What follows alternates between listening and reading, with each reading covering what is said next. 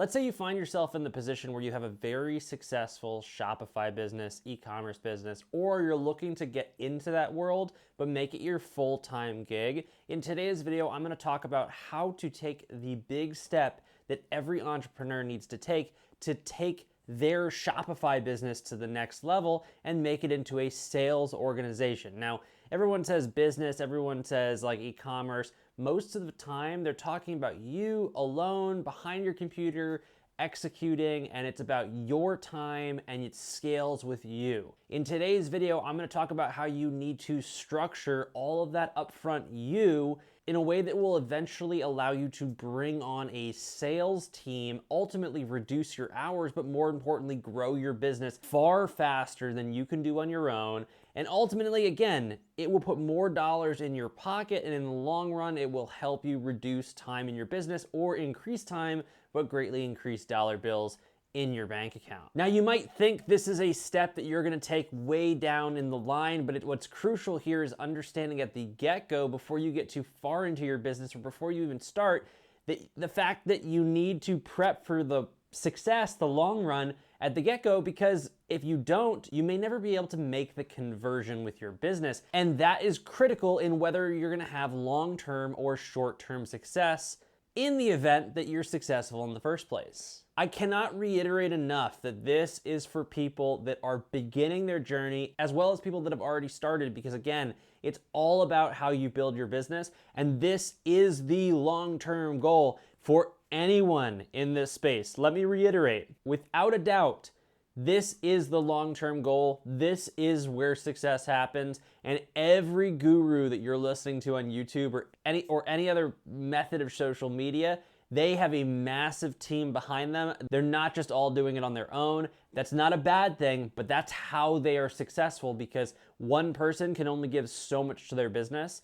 And again, in today's video, we're gonna talk all about that, and I'm gonna give you the guidelines that you need to take to be able to go do that, and how to even start at the get-go. Even if you're a fledgling business, you can get started early. Before we get too far into the video, guys, if you aren't already subscribed, hit the subscribe button, hit the little bell notification, and hit the like button for the video. Make sure you check out all the other content that I have on the channel. It will help you become a successful entrepreneur. Something that I talk about on this channel quite a lot is product selection, and that's where this all comes down to. Obviously, you have the market research aspect and you have the product selection aspect. Product selection and market entry is very important, as well as the niche that you're fighting in. As you're thinking about long-term success, we're gonna talk about both things, but we're gonna talk about market selection first because it's quick. As you're thinking about long-term success, you need to make sure that you're working within a market, a smaller market, because you don't wanna sell to everyone. You wanna have some type of niche to get going, to start building your business, but that niche needs to still have enough user base that you can grow and outgrow you as an individual and keep selling. So make sure that your market is large enough that you are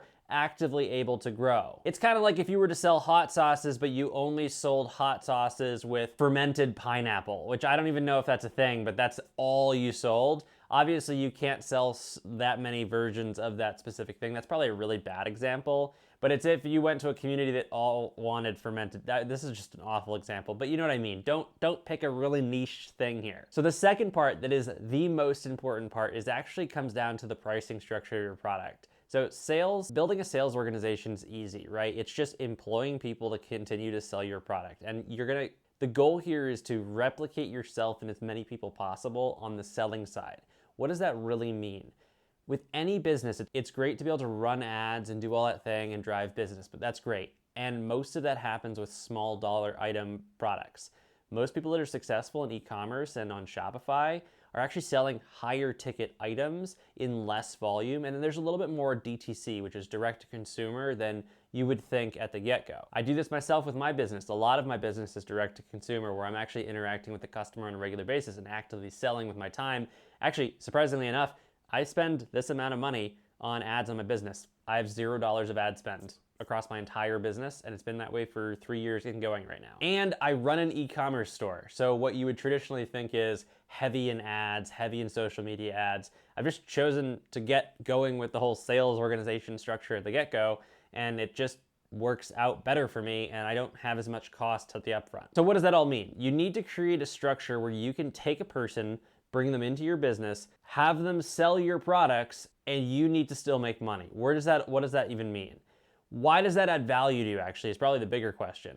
Because you have another person that's not yourself selling ultimately, once you train them enough, as well as you, and it will double your numbers. Now, if you've priced your products correctly and you have good profit margins, you're getting a portion of their sales, because obviously some of the profit off that product goes to pay the wages for that person. But ultimately, if you are structured correctly, you're just doubling or having some increase in your overall sales for the day. So what's critical here? You need to sell products that have enough room that you could eventually pay a wage bill. And this is something that's critical in the long run, especially as things are inflated and we see fluctuation even on ad costs. So if your business is heavy in running ads right now, ad costs fluctuate over the years. They have over the last decade, they have since the inception of actually social media ads and online and Google ads and whatever it is. They've fluctuated pretty significantly over a period of time with almost no predictability. So you need to have the fat anyways. It just makes sense to get into a niche and sell products that have more fat, so that if you ever wanted to employ people or really take the next step in your organization, you have the room there. So for what that means for me is picking products at a very minimum cost of $100, very minimum, with a minimum profit margin on those products of 30 to 40%.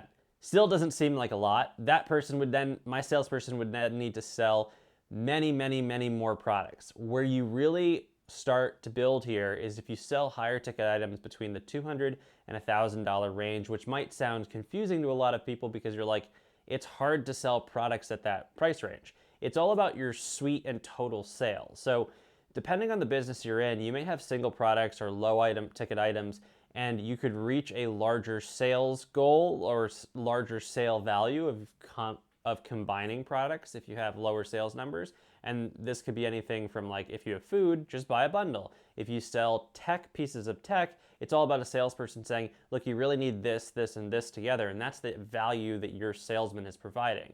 Or it could be something like car parts, where they're just higher priced items and there's a little bit more margin. The short answer is you need to build a structure where you can up your total sales value so it makes sense for that person to exist. Now, part of the value that you're gonna get from your sales structure and your sales team as you bring people on is building also your organic funnel. As they create more direct-to-consumer and community engagement, your organic funnel is gonna grow, and that's where you're gonna really make money on the back end. So eventually, as you build your sales side, it is going to grow over time. That's what I did up front. I wanted to create the sales structure as soon as possible so I could start the pendulum and the kind of the snowball rolling down the hill of the organic funnel at the get-go. So at first, bringing on those salespeople, my cost is really high because my organic funnel hasn't fully grown yet.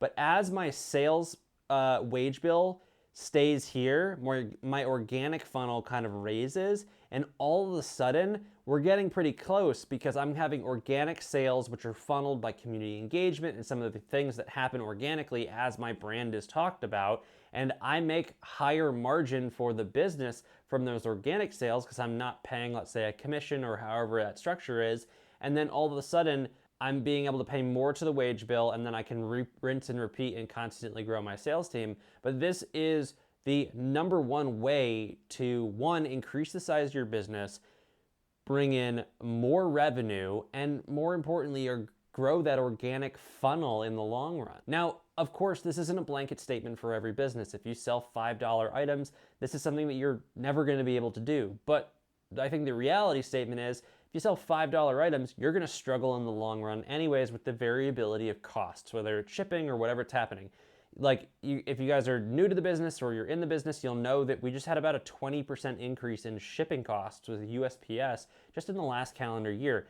20% is very, very expensive. My average ship cost for small items, we're talking under a pound for my business, went from like $3 kind of anywhere. That's like probably the average if you were to go over the lower 48 states of the United States. It went from about $3 to actually about $4.50 for me. So I saw much larger than a 20% increase.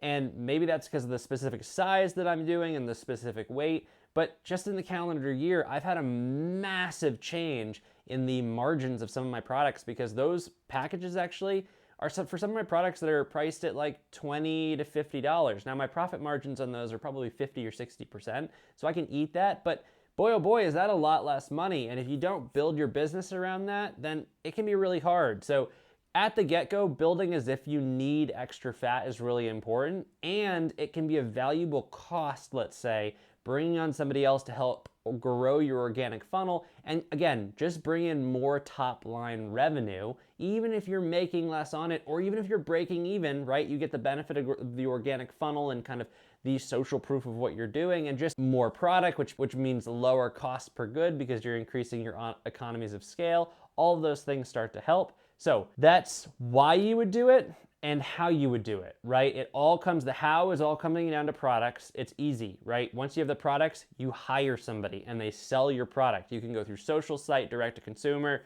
Depending on the product, there's different things. I'll have a separate video on breaking down every type of venue there.